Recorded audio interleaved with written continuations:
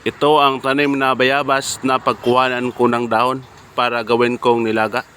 Maraming benepisyo ang dahon ng bayabas, panghugas sa sugat, pangtanggal ng bad breath, at marami pang iba. Marami nang gumagawa nito. Kahit sa Salamat Doc, nandun ang guava leaves health benefits. Buhay probinsya. Ito na yung dahon ng bayabas na aking kinuha. Yung pinakabata ang aking piniling dahon para gawin kong nilaga. Ginagamot din ito sa sugat. Dekdekin lang ito tapos ilagay sa may sugat. Masarap din ang bunga nito guys, lalo na kapag hinog. Guava leaves health benefits. Madalas akong kumakain ito dati nung panahon ng kabataan.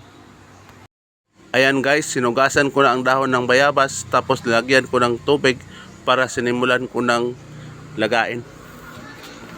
Paki-like, subscribe para ma-inspire ako sa paggawa ng video. Kumukulo na ang dahon ng bayabas guys. Malapit na ito. Buhay probinsya. Paki-comment kung taga saang lugar kayo para malaman ko kung saan naabot ang video ko. Subscribe na rin.